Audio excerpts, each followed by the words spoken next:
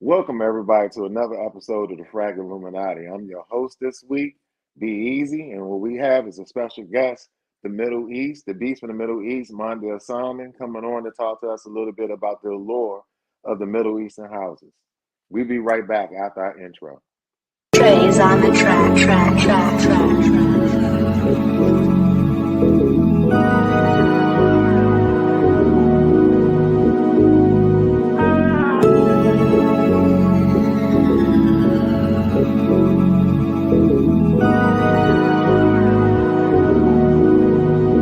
Hey, let that ride.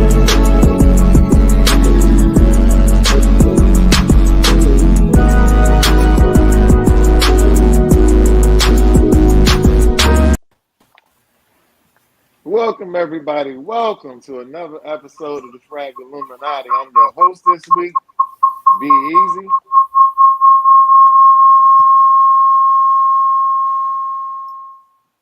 I'm your host this week, Be Easy, and we have a special guest coming in to sit down and talk shop with us for all y'all frag fanatics out there, Mondell Salmon.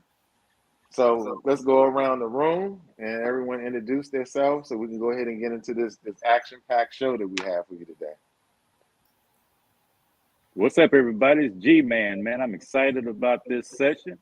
We got none other than the illustrious Mondell Salmon, our man over on the other side of the pond is joining us today. He's going to give us some valuable information, some insights on Middle Eastern fragrances, as well as comparison to Western fragrances that many of us don't know. And so he's a wealth of information, and we look forward to having him on. Welcome, Mr. Mondell. What's up, guys? He's not on yet. We ain't introduced him yet. Well, hey, man, we're just waiting for you to add your part so we can introduce him. Okay, what's up, everybody? Can y'all hear me? Yeah, we hear you, brother.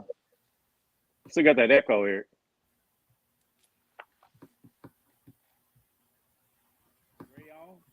How about now? Yep.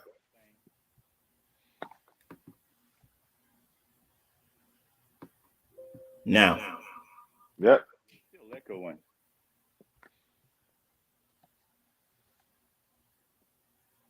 Now. Yep.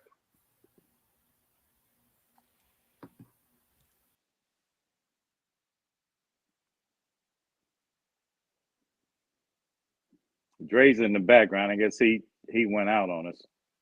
Yeah, I'm just waiting. Where Mondell on yet?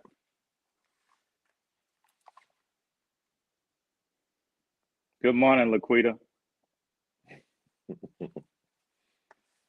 Hey, Lenny, can you look at the chat? Because I'm on another camera, so I can't see it for any questions they may bring up. Yeah, I'll do that. I appreciate you, brother. Much appreciated. Can't hear you, E.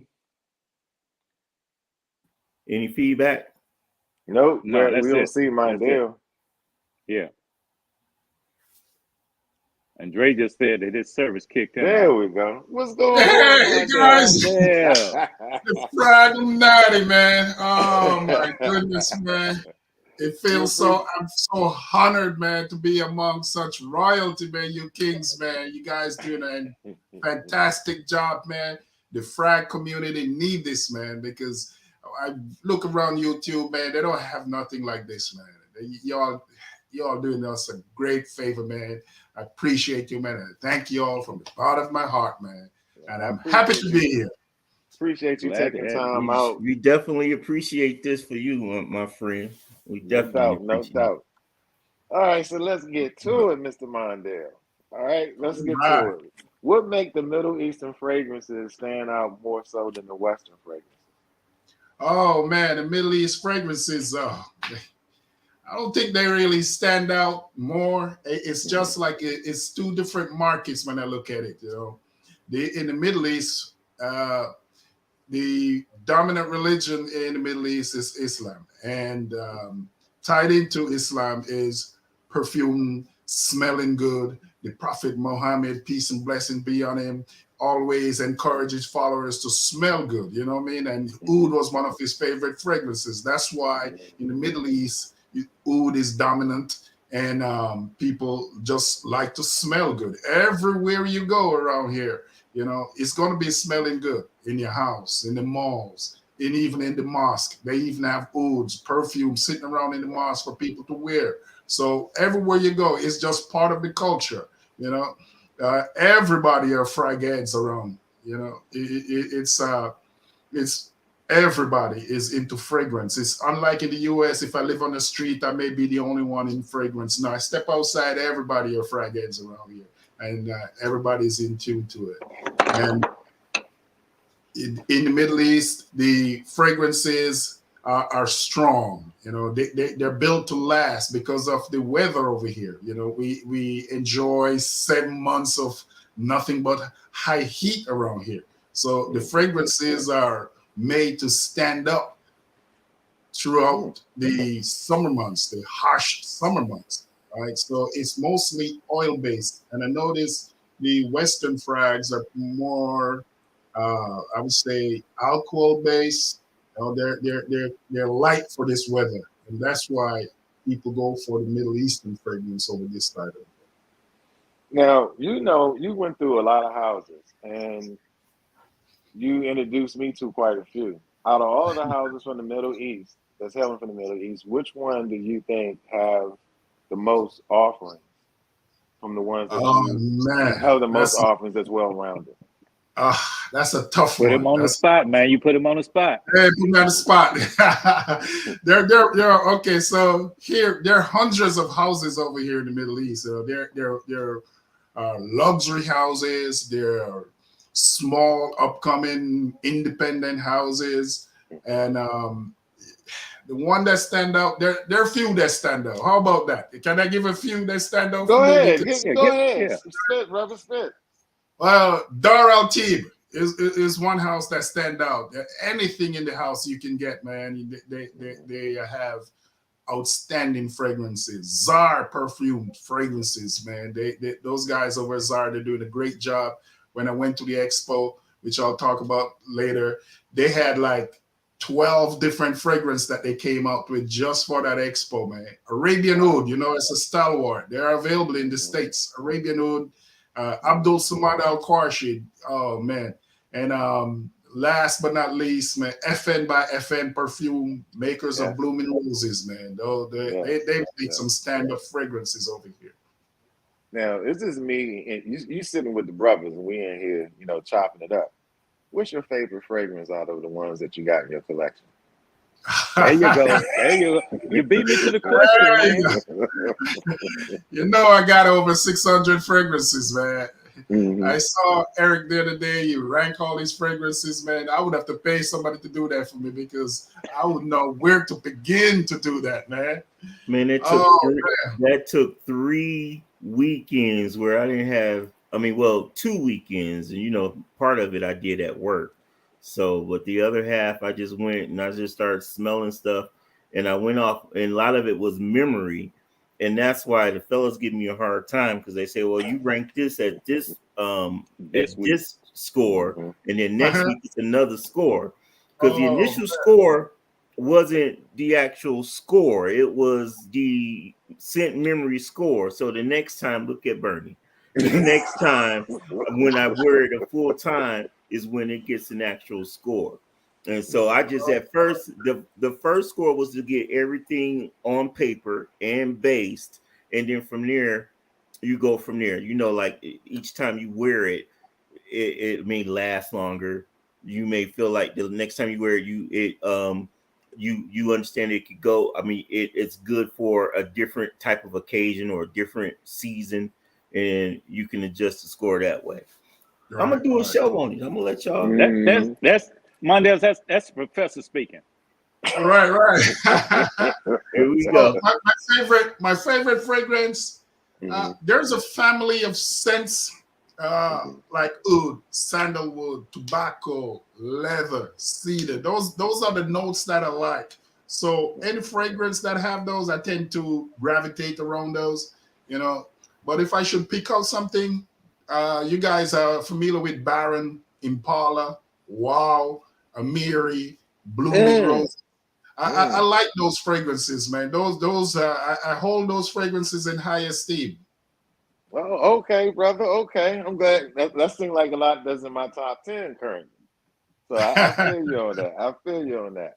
You touched on something earlier, and I want to come back to it. A lot of people talk to me in private chat when you introduce a Middle Eastern scents. They have this. It's like Middle Eastern scents have this stigma where they think that it's too strong, this, that, and the third. What are some of the misconceptions that you found that people have about Middle Eastern fragrances? Oh man, there's one major misconception, man, and it's a pet peeve of mine, right? Mm-hmm. And if you go on YouTube right now and look up Middle Eastern fragrances, you'll see what I'm talking about.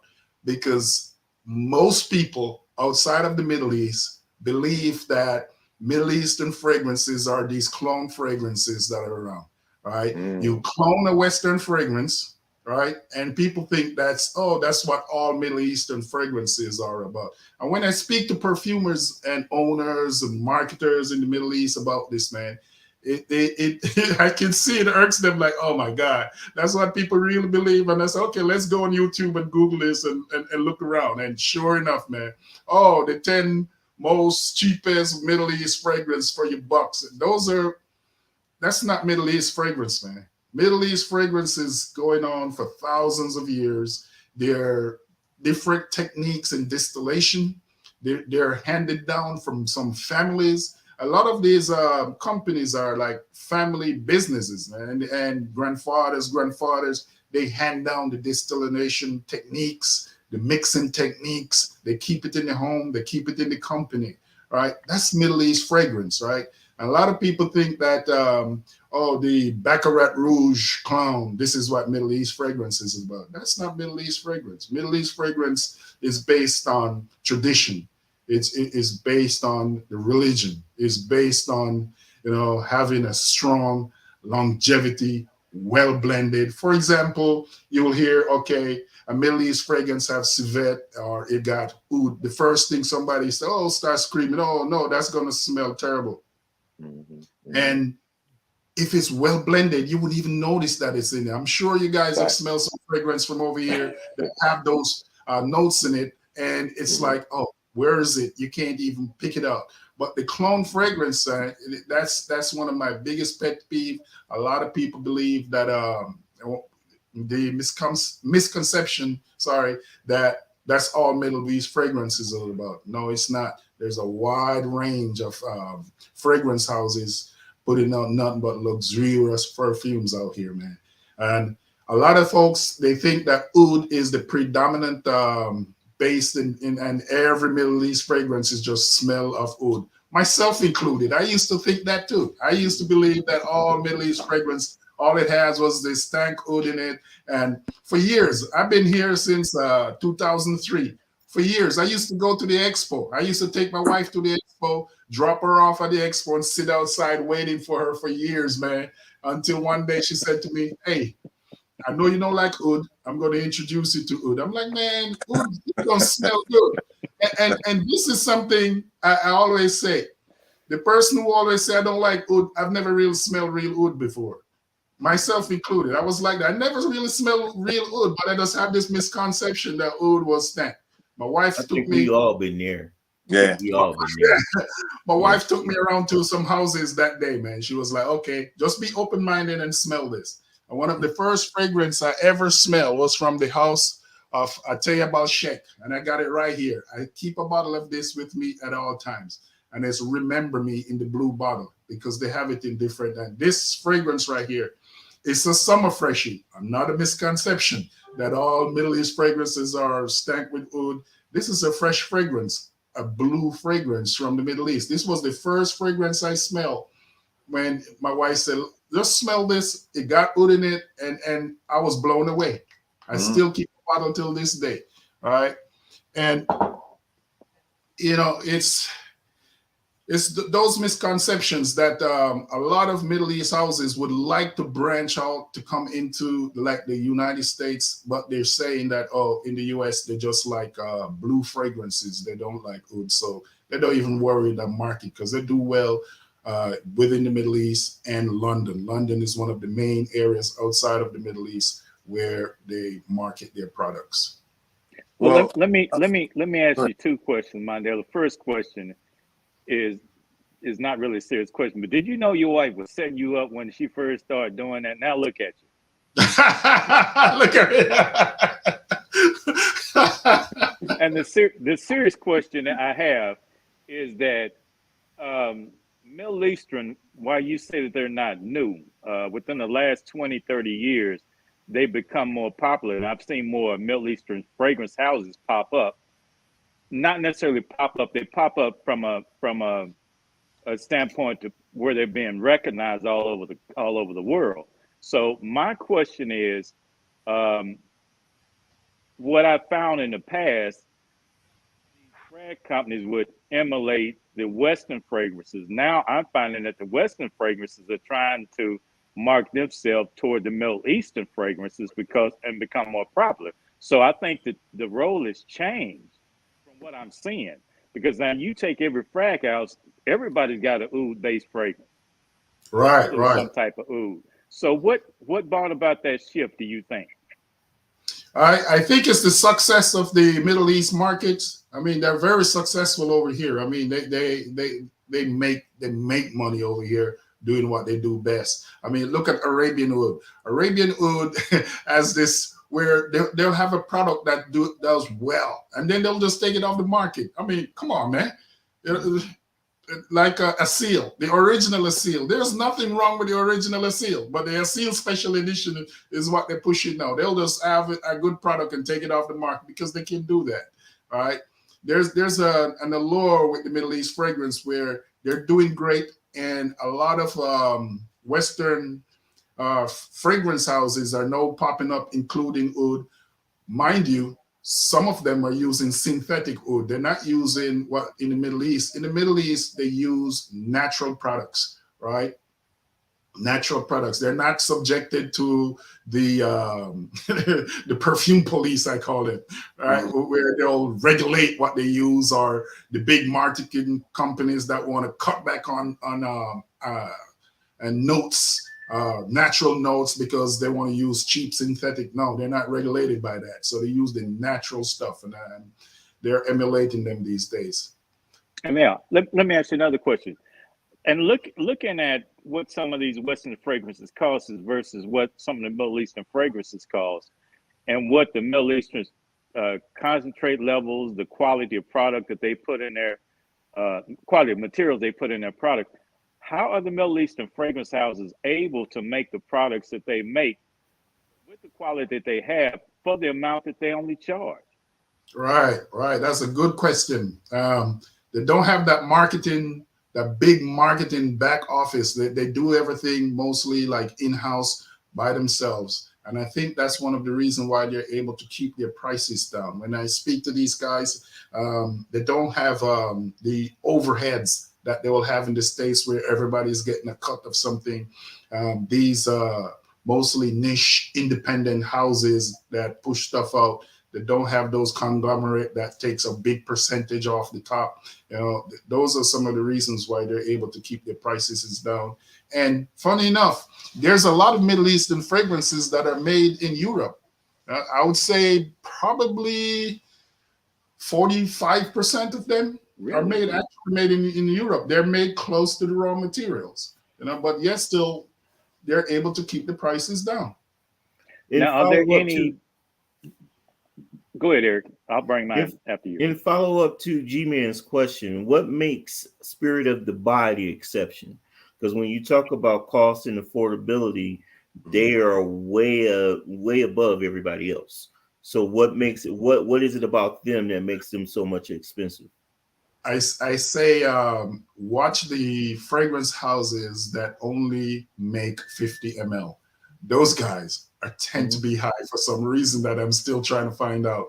You know, there are some houses. Dar El Tib is one of them. Hind Al Oud is one of them. Spirit of Dubai is another one. Those houses that make predominantly 50 ml, probably 80 ml. They're not in the 100 ml bracket, but the rarity of the fragrances, of the notes they use, the raw materials they use, I think that's why these guys are probably more expensive than the others. Now, have you tried the Spirit of Dubois? Any of those? Yes. What's your take on those? Oh man, those guys, and I will tell you this: they're built for a specific market because they're not built for everybody, right? And like Tura was one of them. I tried it, and I tried a few more. Did you like that one? Yeah, I do. I do like them. Those are the kind of fragrance we gravitate up towards over this side. You know, they're strong. They stay forever. They don't wash off from you. You know. Presentation too, man. Go ahead, Rock. I know you pretty because I ain't want to hog them up. I only have one more question, but go ahead, Rock. Okay, so we talked about Darab. Forgive me if I'm pronouncing it incorrectly. Darab tea. We talked about Arabian Oud. We talked about Zar. We talked about the Spirit of Dubai. Now, when it comes to the popularity here over in the States, when folks are like you touched on it earlier, when folks are like most of reviewers, when they're talking about Middle Eastern fragrance, they tend to gravitate to the lesser known brands like Latifa. And I'm not sure which one makes Hawass. Is that Latifa as well? No, that's Rasasi. Yeah, they tend to gravitate to those type of brands, Rasasi and Latifa, the lesser known and ones that do make the clone type of houses. Do you feel like they're cheating Fragcom in that sense, or is Fragcom missing an opportunity because we don't hear that much about the more unique, the more like the ones that you familiarized us with? Right. So I usually say if you can get the Middle East fragrance from off Amazon, that's not going to be the Middle East fragrance that people in the Middle East will gravitate towards. Right. The Middle East fragrances house that I spoke of, they have their specific markets that they market to. Those houses that you just mentioned are predominantly making clown fragrances. They clown Western fragrances, and what they do, they put the Middle East spill on it. And the Middle East spill I talk about is that longevity, right? They include the patchouli, they include the oud, they include different stuff that will make the fragrance last better and more stronger. And then they flip it and send it back onto the Western market. Over here, for example, I'll watch YouTube and they'll be spraying a Latifa or spraying a Rasasi, and they will say, for example, oh, you'll smell like a Middle East princess, something. A Middle East princess will never ever wear any brands like that, right? Mondell, be nice, man, be nice, right? But I'm just trying to be frank about how it's viewed over this side of it, right? On YouTube, that's all they talk about. The clown houses. They're not familiar. Ask one of them about Dar LT. They'll never know. They don't know that it exists. That's the problem. And when I talk to the Middle East fragrance brand, why don't you advertise? Why don't you market in the States so people know about you guys? They were like, that's not our market. And why it's not their market? It's because they said in the States, blue fragrance is what's more popular. Blue fragrance is what sell. For example, you're a Sauvage market, you're a Blue de Chanel market, and that's why those fragrances in the States, they are top sellers every year for a reason, because predominantly that's what the market gravitate towards in the States. What about the marketers? That's not. What about Amarage? How is that viewed as far as a Middle Eastern fragrance? Amouage? Yeah. Amouage is a bedrock of Middle East fragrance. You know, they're from Oman. You can, if you come over this side, we'll take you to the Amouage Museum, and you'll see how they make the fragrances and so forth. Amouage is a stalwart in the Middle East. I mean, they're here from Oman, the Sultanate of Oman. And I think on that particular brand, I don't think a lot of people know that that's actually a Middle Eastern fragrance house. Mm-hmm. And guess what? They're well marketed in the States. Amouage is well marketed in the States, and people will probably think they're a European brand. Yeah, they're my second favorite fragrance house. So yeah. I have like 5 or 6 of their fragrances, and I actually love them. Even the ones that are challenging to other people. Like you saw the other day, I wore Overture, and I Oh, dig for sure. Overture. Right. So right. You will be a standout in the States wearing Overture, because Overture is not for the American nose. No, it's So you not. guys are special. But you know what? I got compliments wearing it though too. I got compliments. My coworkers Because was it's like, "Yeah, that actually smells pretty good," and I was like, "What?" I wasn't even yeah, expecting it. yeah, because it's different. Right. And never gonna smell anything like that. You'll be the best smelling man out there where you at. Mhm. So You Mondell, you go. I'm sorry. Go ahead, Rock. Go ahead, Rock. No, I was done. Go ahead. oh, Mondell, you just came from the expo. Talk to us a little bit about the expo and what's coming out. Oh man, the expo. You know I live for that expo, right? The expo is twice a year, the end of July, the end of June, and the end of October every year. And they've been doing that for years, right? Remember, I told you I used to go to the expos and take the wife and wait outside for hours while she come back with her bottles of oud and stuff. And a few years back, when I started getting into the ouds after the introduction, my baptism by fire into oud, I started going inside, and I was blown away, man. These days, I just live and I wait for the expo. I'm waiting for the next one in June. So this last one, why I like the expos is I really like independent houses, young perfumers, right? I like to go there and I meet these guys and pick their brains. I ask them questions: why you get into the business, what are you going to do, what's the future, and so forth. So it's a joy for me, because fragrance is way more for me than just smelling good, man. For fragrances, I it's more than a hobby for me. I'm into this thing, so I like to meet those guys. I like to meet the marketers and ask them questions like that, like, "Hey, man, why you don't market in the States so people know about you?" Right? And Now, don't be stingy now, Mondell. What about them new releases, bro?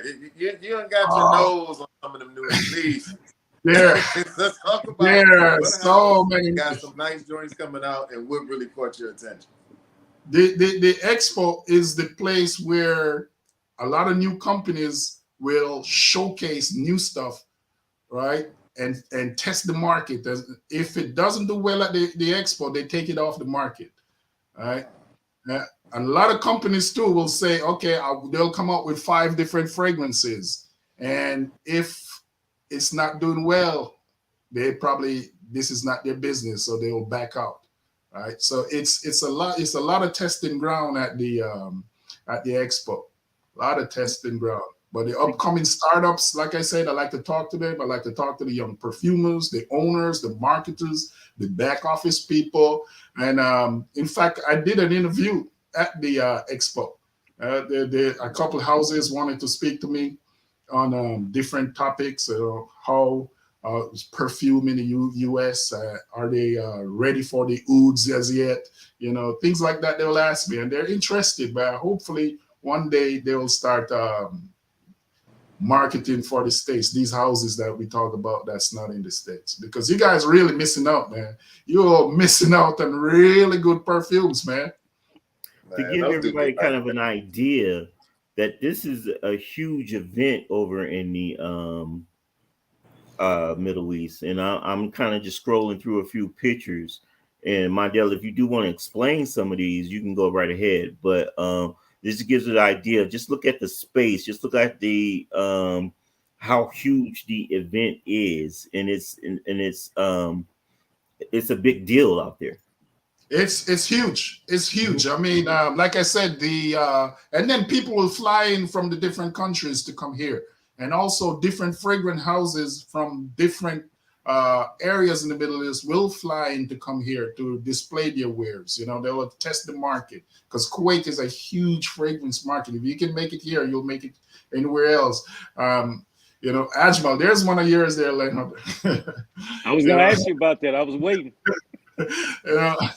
So and that's just in Kuwait. There are even bigger expos. In fact, while we're having this one in Kuwait, there was even a bigger one in Dubai. There's one in Qatar. They're all over. They have it. I would love to go to the one in Dubai one of these years. All right, Leonard, I can't get to the comments. Do anybody have any questions Gia, for yeah, our special guest? Gia said to tell you hello, Mondell. Oh, Gia's out there. Hey, Gia. She's out there. And so, hello, Marquise. He's on the line.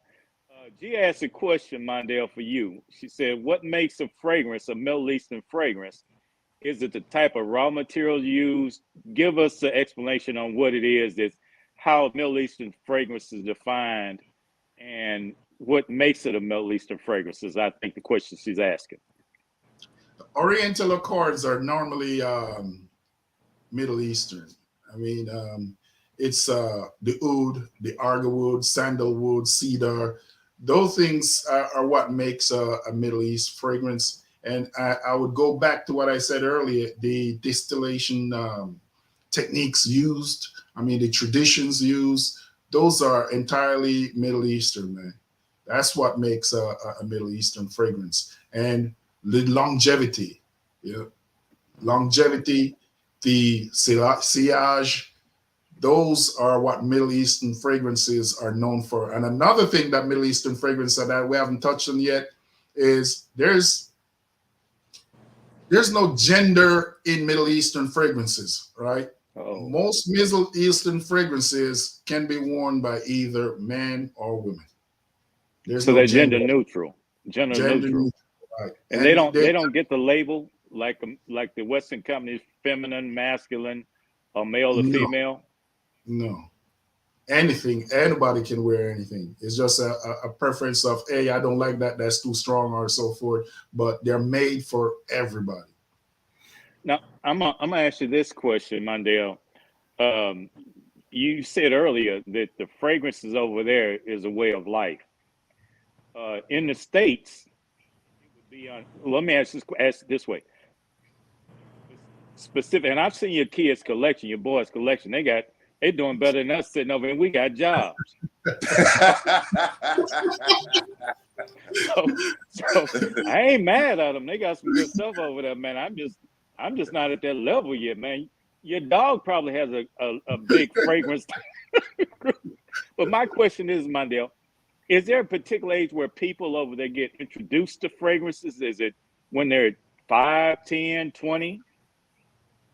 Very, very good question, because Thanksgiving, you guys have Thanksgiving, right? We have Thanksgiving and everybody gather around the house. Well, in the Middle East, like in Kuwait, every Thursday is just like that, where all the family from wherever you are, because they're very family oriented. So all the family will be at one particular house, go to the mother, father house. That's why the homes are huge, right? You'll be like, oh, just 2 people live there, but on the weekends they're packed with people, right? People from they come with their kids and so forth.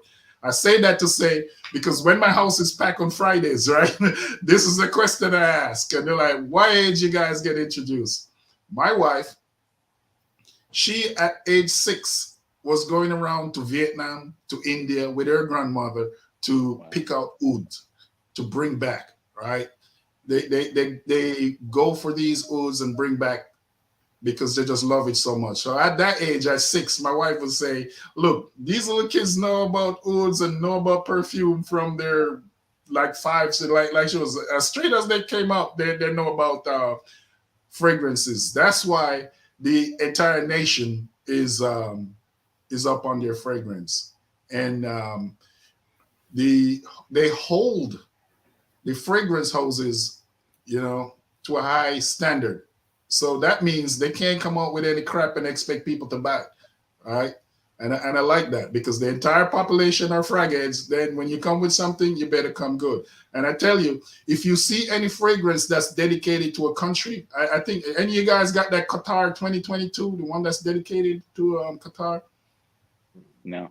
We probably will soon, though. We're going to put it on the list. Put it on the list. If you see a fragrance that is dedicated to a country or to a royal family or something, you best believe it's got to be good. Right? You best believe it's got to be good, because they know fragrances. And from a very, very early age, I would say 6, 7 years old, these kids are being introduced to fragrance it. And say for gifts, like gift, fragrance is a big thing. Is one of the top things that you'll give as gifts from kids on up. You'll be getting fragrances. You'll be introduced at a very, very early age. My boys, they up on fragrances from, not because we're all fragheads, but y'all just don't tell it. Y'all all are frag heads, man. They're all frag. You don't accidentally have that many fragrances if you're not a frag head. Mm-hmm. Right. Okay, I want to ask a question that Gia is asking, and then I got two for myself. Okay. So she wants to know, tell us about the little known, at least in the USA, incense fragrances that your wife does. Right. And does it last all day?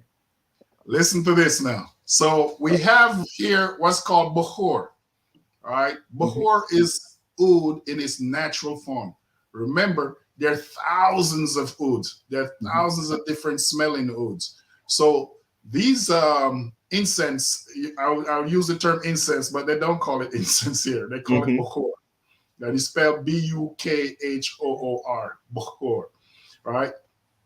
They'll burn it and it's smoky, and you'll put it on as a fragrance. Wow. All right. You'll wear it as a fragrance, especially like in formal occasion. You'll just put it on as a fragrance. That Bahur, wherever you go, it's burning. It's burning in the mosque. It's burning in the malls. At my gym, that's all I'm smelling. It's nice Bahur all over. It's therapeutic. It's have you relax, and it also have you smelling good. What it also does is enhance. We use molecule 1 to enhance fragrance. This Bahur will, oh man, that will make your fragrances pop. No secret. you put that spray your fragrance on, then you put that smoke on. That lasts a week. Trust me. And I have some. Funny Jim mentioned it because I have some right here. If you could only smell this, and I'll show you, it's oud in its pure form. Don't do that to me, man. Oh wow! Don't do that. Oh wow! Go on and say it, Bernie. Go on and say it, Bernie. No, go ahead, man. Go ahead. Go ahead. That's that dope. Oh man, that's that dope. Now you burn this, and the smoke that comes from this, it gives that fragrance. Man, I tell you, can't get enough of this, man. Now there are some guys who will bottle this smell, and you can use it to enhance. And I think I got one around here. Darrell Teeb does that. Let me stand up just for a second so I can grab it.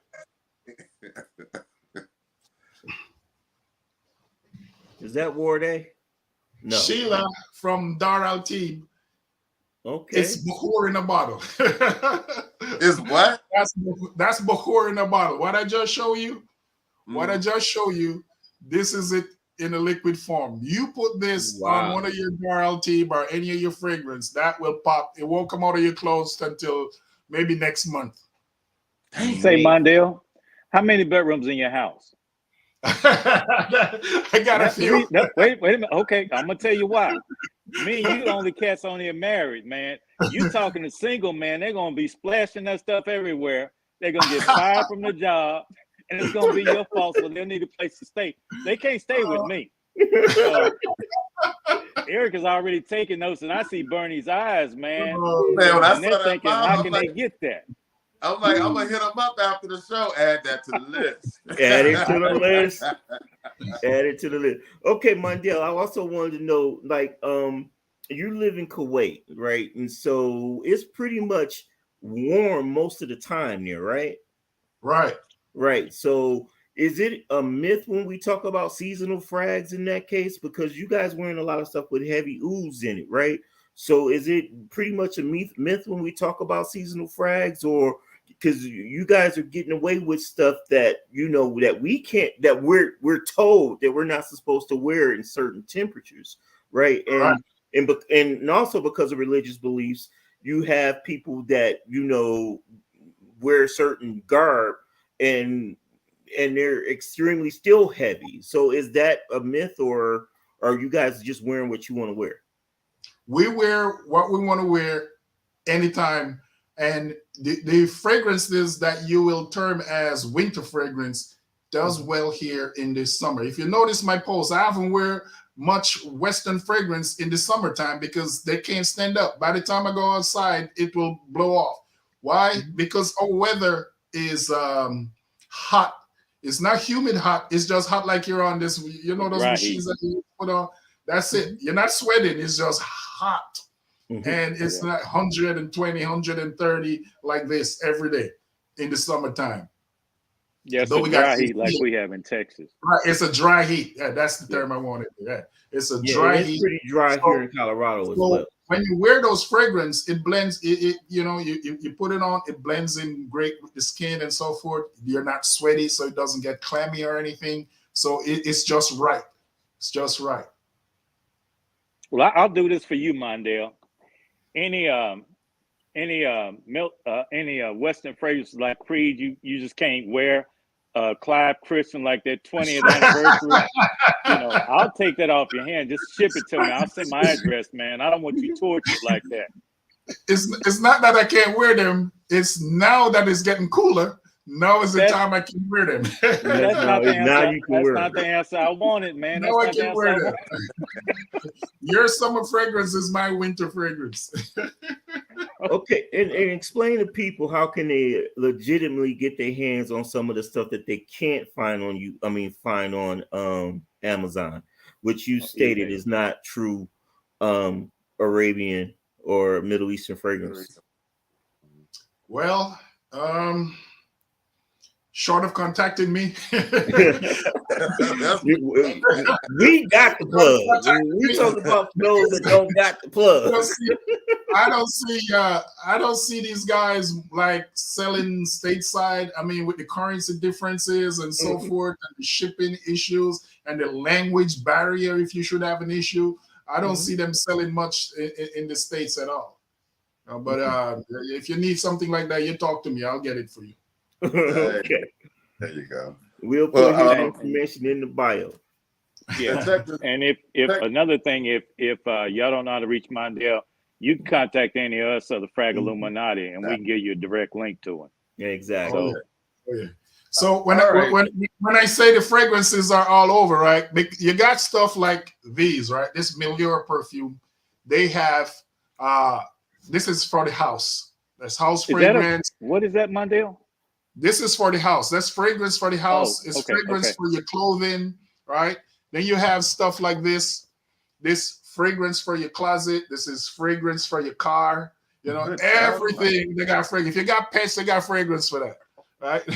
They make fragrance for everything. This is FN by FN. This is fragrance for your house, fragrance for your clothes. Put that on the laundry. When you do your laundry, you spray. So all the fragrance houses, they make stuff for your homes. They make stuff for your closet. They make stuff for your towels when you wash them and so forth. And here's is it pretty reasonable? Here's the Bahor like that. Oh, okay. Come on, my dad. Come on, bro. Come on, man. Come on. All right, now some stuff like this. See, this is it right here. This pure form. Then you put it in this and burn, and oh man, this ain't coming out of it. This ain't gonna come out of this shirt till maybe next month. You don't have this in the States, especially going to weddings. This is like something that you must have at weddings. All weddings, and they will burn this, and this will be exceptional smell, and they'll just pass it around, and everybody will get it. Pass it around. You do like this. Enhance yourself and pass it around at weddings, man. Yeah, this is one of the things I don't think that a lot of the listeners know that Lenny kind of put me on to when we was getting you set up for the show. What if people you found out that Mondell actually has his own fragrance that he has in the house? So talk to us about some of your fragrances over there, Mondell. Now before he answers that, Mondell, you didn't say one of your fragrant ingredients was tonka bean, and I'm disappointed at that. I thought you liked tonka bean. You know, I don't talk much about my fragrance because those are exclusive, just made just for me. And I made one for the wife. The wife is a heavy coffee drinker, and I made one that's a coffee flavored fragrance. And the look she had on her face is priceless. If I could just have taken a photo, because when she smelled it, she was like, "Oh my God, I've never smelled anything like this before." And coming from her, that means a lot because she knows fragrances, right? And so, yeah, there's some fragrances that I make. There's one called Summer. There's another one called the Souk. There's one called the Garden. Because I'm also a traveler. I go around the world and travel. So I go into different souks around the world. I go into different gardens around the world, and then I try to come back and recreate those smells. And those are the four fragrances that I currently have. Well, we got Dre on. We got a good connection with Dre. Hey, Dre. Dre! Got any questions? No, I'm making an order right now. Put it on the list. Put it on the list. Yeah, go ahead. Add to the list. I need that raw oud that you just showed. I need pretty much everything you just showed on screen. I don't have any questions about. How fast can you get it to me? That's what I need. Dre, that's all I need. Dre like a fragrance that I like. Dre, you remember this one? What is that? Oh yeah, Blue Kenon. Blue Kenon. That one. Now, this is the cheapest cap ever in life. This is a one-note fragrance. This is just a Blue Kenon, which is a very rare oud. One-note fragrance. Wow. Wow. Don't have what you needed if you like oud. That one is straight fire. Like I said, the cap on that bottle sucks, but the juice in it is incredible. Hey, Mondell. Gotta have a one-note fragrance. Wow. Mondell? Yeah, I mean, the one thing about these Middle Eastern fragrances, the presentations are all stellar all the time. It's all about all the time. Presentation. All about presentation, man. Mm-hmm. Gotta be. You see the boxes from Arabian Oud. When you get the boxes from Arabian Oud, you don't even want to throw those. Oh yeah. Well, Natasha said, Mondell, Natasha said you're just being stingy with your stuff. Listen, for everybody who listens to the Fragluminati, you know I got an open door policy. You make it to Kuwait, oh man, I'll take you around and you get any fragrance you want. You know, yeah, we're just having a problem with making it to Kuwait. Just make it to Dubai or Kuwait. I'll take care of you. You know what I thought he was about to say? You know, he's going to put a little sample of his fragrance in our next order. That's what I thought he was about to say. All right. I believe he said that.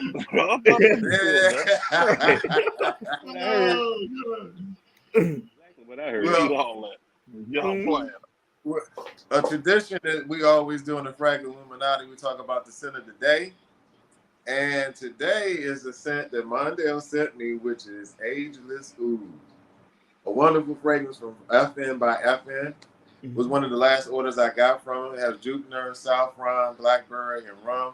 And of course, it has oud. Thank you so much for turning me on to this house and turning me on to this fragrance. It is mean. Nice longevity, good projection, sealage, the whole nine. Really, really enjoy it. And with a name like Blooming Rose, you had no issues with that, did you? Oh, come on now. Matter of fact, when we get off, I got to put in that order for my daughter. That Blooming Rose is sick. That Blooming Rose is sick. I'm about to say, Mondell, I think I'm playing. I'm really going to put an order in for that oud.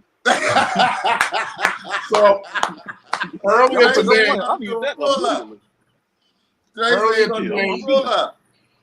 Blooming Rose will probably be my next one. Blooming Rose will more than likely be my next one coming from over there. Oh my God.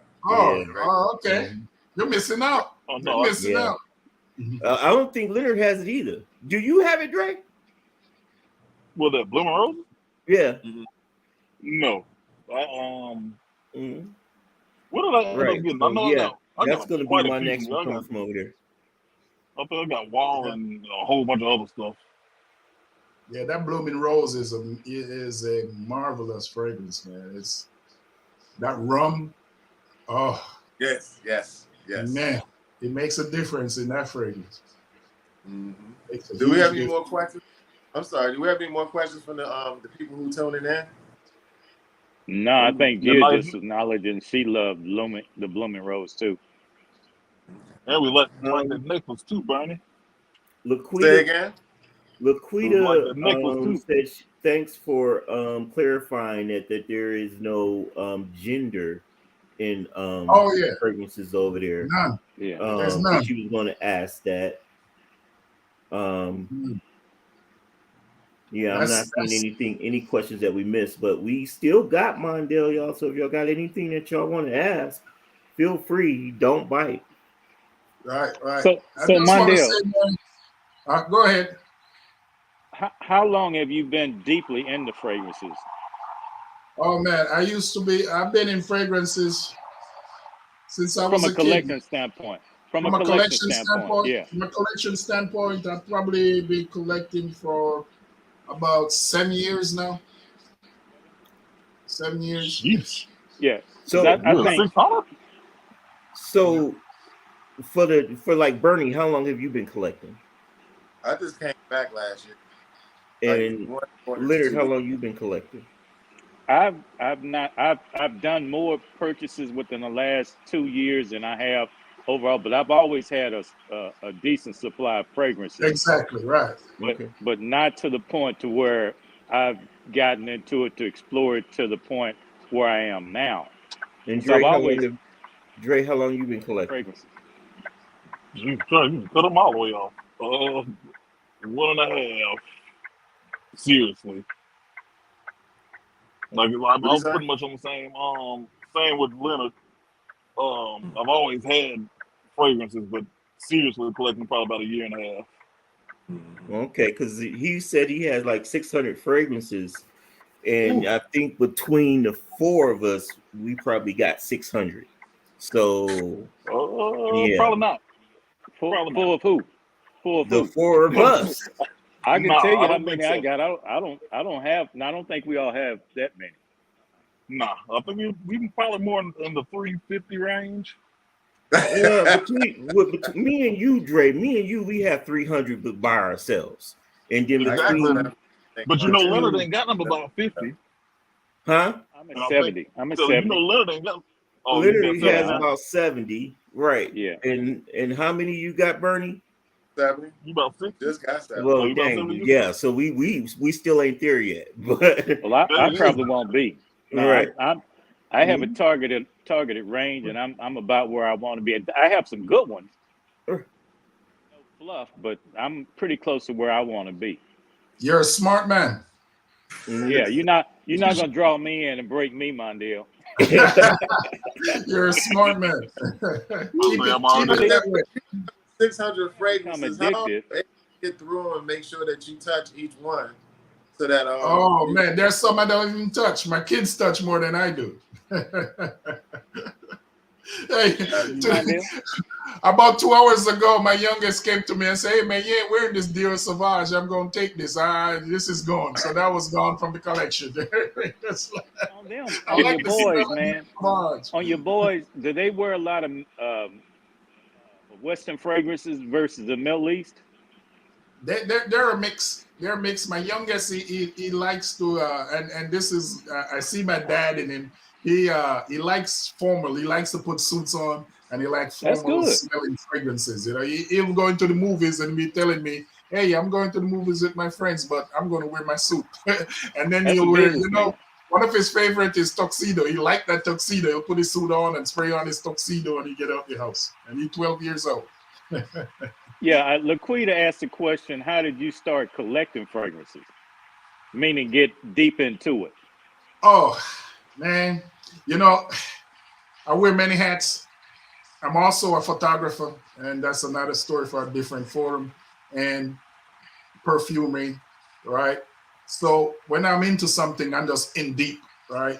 And I've always been around fragrances since a kid. I used to watch my dad wearing fragrances, and when he's passing me, I rub his hand so I can get some of it off and so forth. But I've been collecting fragrances for a little while now. I Now, mean, Star, I think may have joined the show late, but she wanted did. to know what was your number one fragrances. But we had already asked that question. yeah, I And, already asked that. But I can tell you what's my wife's number one fragrance. Right? This is her signature scent. And would you believe it's Baron by Yeah. Darrell T. oh wow, This Baron That is is her a signature scent. heavy one. Yeah, Mondell says she keeps a bottle in the car, in the purse, All over. in the cosmetic. Now is that the Baron that started the frenzy?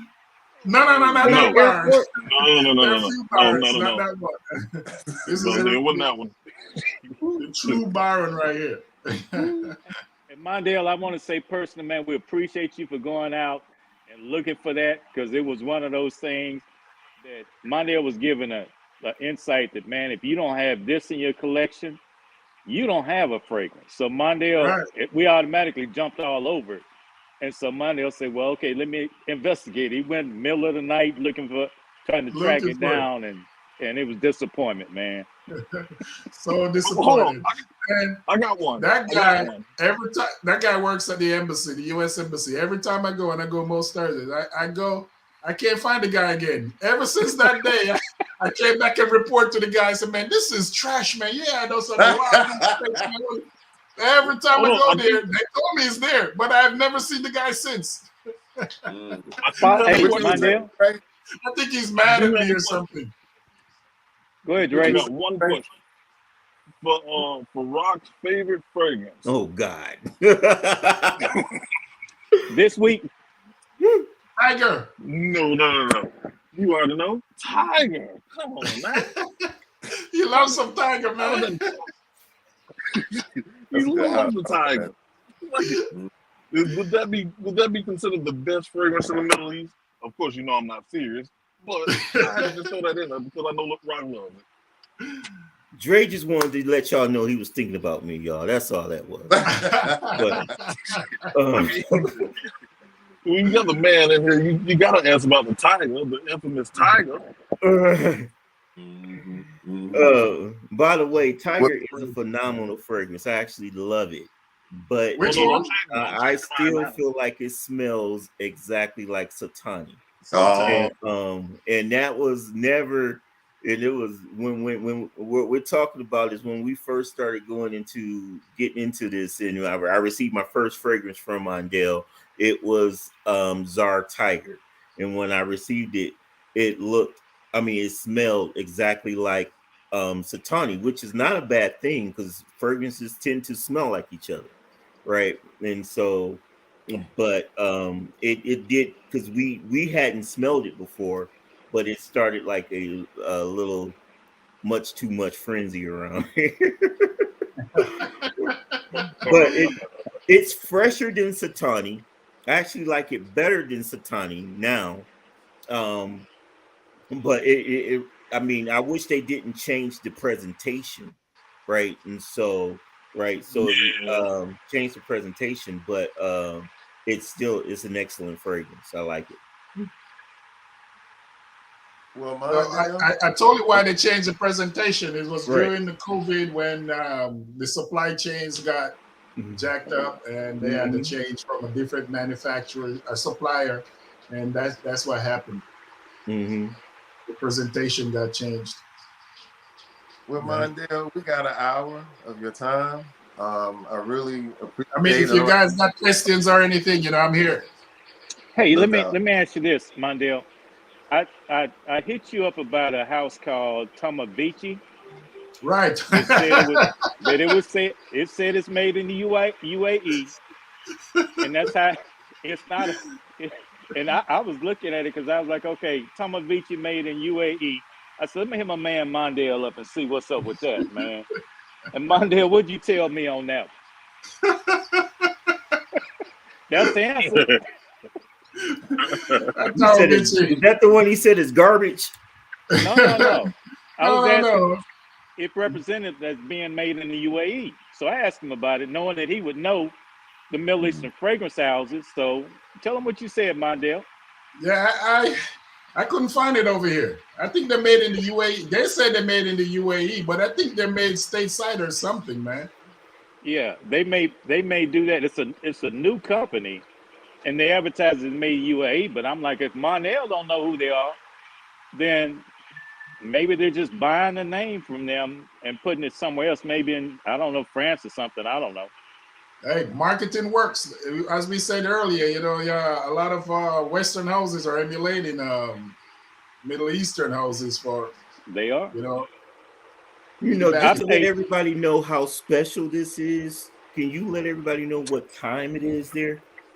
Oh, it's I got, where is Antoine? Is not online? So for me it's 2200. For Antoine being Air Force, it's 10 p.m. Right. Okay. Well, It's 11 I'm o'clock. Army, so I know what 2200 is, but you're right. But it's 10 p.m. there, and it's just a little bit past 2 p.m. Eastern Standard Time here, Oh man. and I'm in Denver, which it means it's noon here, and so we just want everybody to know how fortunate we are that he took this time late and on his evening to come be on the show, and we really appreciate that.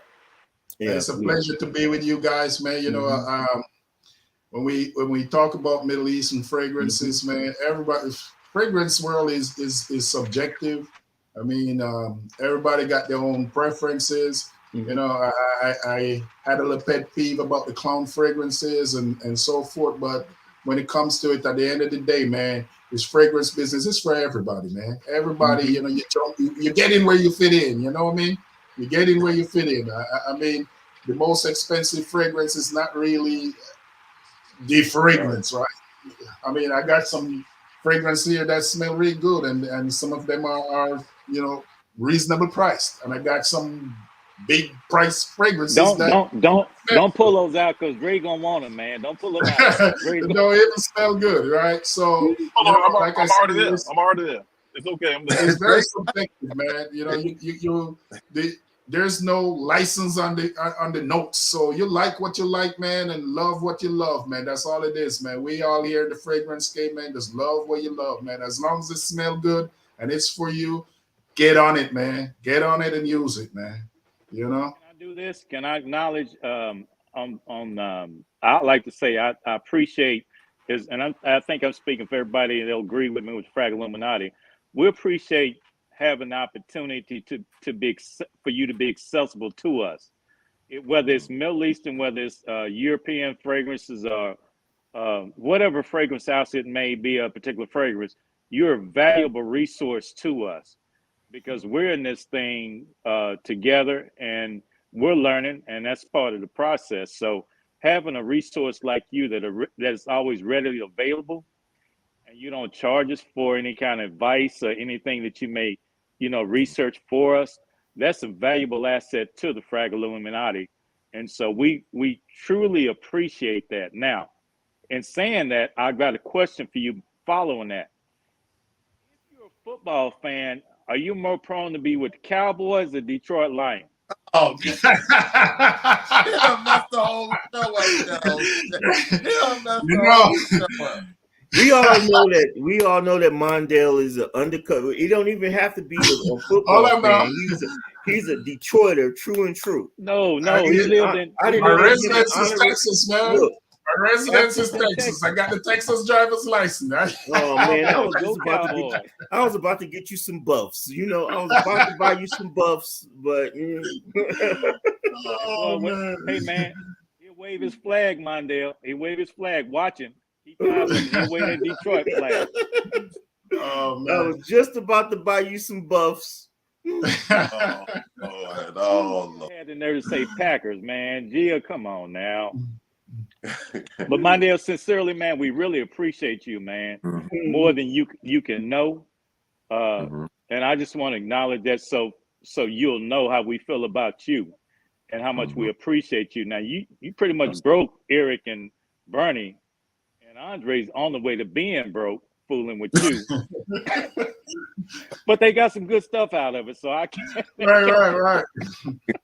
I think Dre from the Middle East, man, because these guys over here, they don't have any limits, man. They got a bottomless pocket, man. I think Dre from the Middle East, man. He a Sheikh Dre. He's coming calling back. himself King He Drake. thought of some more stuff to have added to the list. I'm pretty To sure. the list, to the list. Mhm. He don't have a list. He's got a scroll. So, Lenny, what's going to be the topic next week, sir, while we got everyone here? We're not going to do one next week. We're going to do one for the Thanksgiving holiday, just do an acknowledgement. And then after that, the 1st of December, we'll start back on track. Mr. Mondell, my brother. Love you so much. I always appreciate you. Thank you for being available. This is one hell of a show. Thank you for breaking bread with the fellas this evening, man. Man, my fellows, man, if I could just get you guys over here in the Middle East, man, I would repay you all tenfold, man. It's a pleasure for me to just be here with you guys, man. I'm blessed being amongst your presence, man. Thank you all for having me. I also want to thank the listeners that. Yeah.